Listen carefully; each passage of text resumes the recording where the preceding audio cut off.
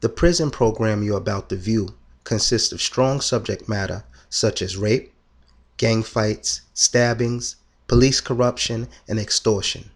Due to the nature and language of the program, viewer discretion is advised. There are over 2 million inmates in American prisons, state and federal.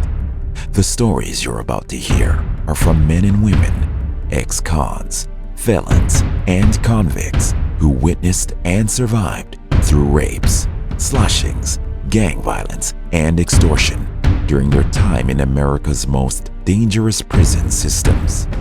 Prison X was created to give the viewer a first-person look at prison life during an inmate's most vulnerable time. These are not actors or actresses playing a part. All the stories told are 100% real. We were warned that it could be serious repercussions if these stories are released. Prison X is the evolution of Scared Straight, with stories being told from outside of prison walls. My name is Timmothy Evans. Everybody know me as True. My ID number was 9780244. I served 12 and a half years. I was in numerous Maxes, Dannemora, which is Clinton, Katsaki, Elmira, Attica, quite a few mediums. And you know, I'm here to tell my story.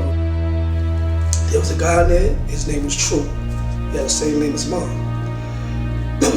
Now, the dorm we were in was a mess hall dorm, which means everybody had to work. Everybody was programmed.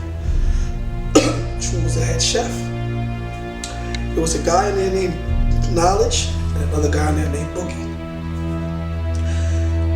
Boogie used to work in the mess hall. He used to prep, and Boogie used to clean like the what you call the feed up carts. That's where they put the food at inside. Like.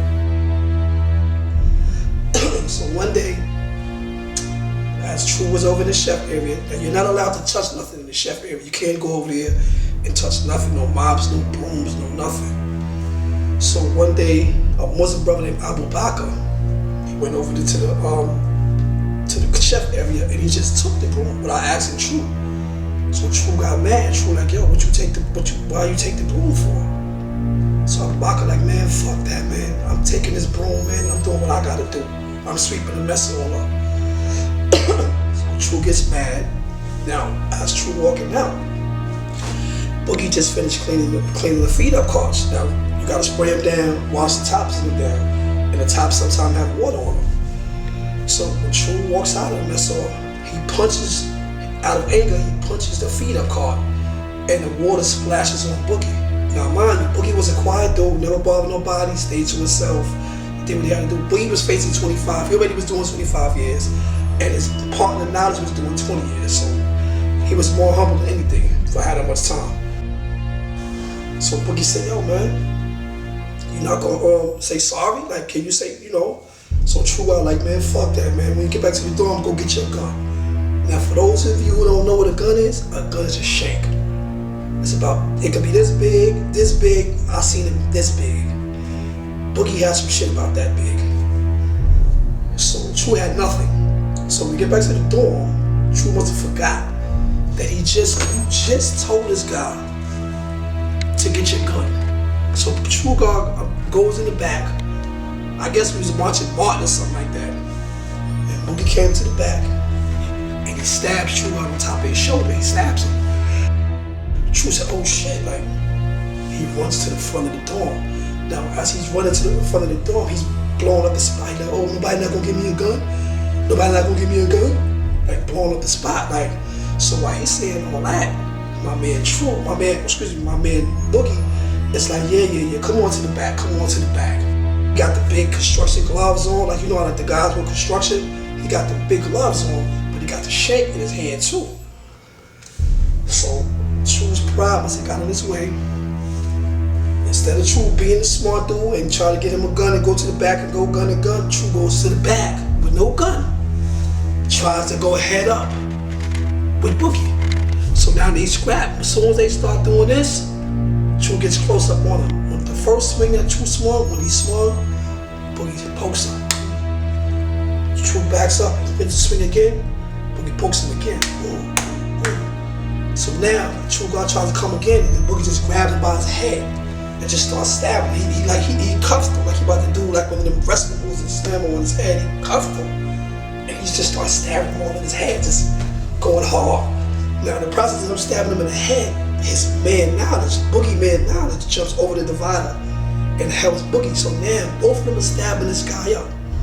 They're stabbing True, they're stabbing the shit out of him. They stabbing him all up in his legs and his head, and Boogie just going, you can see the pain and the anger in Boogie's face. He just going. So somehow, through some miracle, I don't know how the hell True didn't drop there right there. True slipped out of that, ran to the front of the door. When he ran to the front of the door, his cube was up there, close to the police bubble. The police bubble is the police station, but they call it a bubble in jail because that's what it looks like they're sitting there. It looks like they're sitting in a bubble. And he looked over on the bed and said, yo, what happened to your head? So True God said, yo, I banged my head on the radiator. So he like, come in, get up and show me you hit your head at. So when True God got up, he got up to look on the radiator. He pointed. When he pointed, you see the blood all on his shirt. Like you can see all on his pants when he got stabbed at and all that.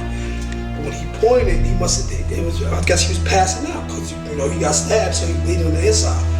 So when he pointed, he kind of fell, boom, like he fell, and he kind of like just laid there, like, and he told officer, he said, officer, I'm getting cold.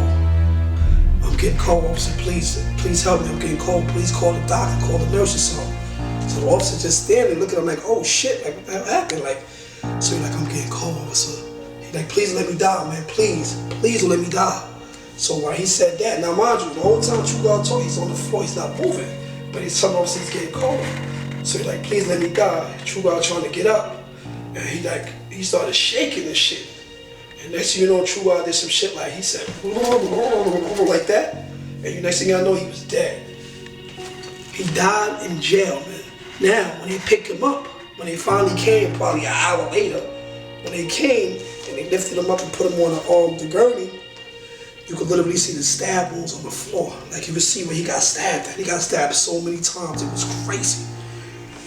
They took him out, and at that time, he was going through something with his wife. They called his wife. They say, your husband just been stabbed to death in jail. You know what happened? His wife said, so what? And hung the phone up.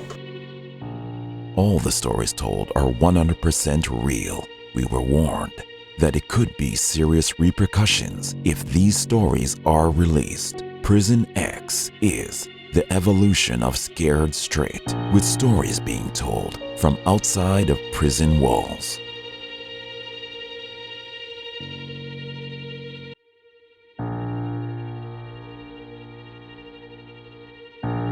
My name is True. You guys have been watching Prison X, and that's my story. Next time on Prison X. My name is Dumel.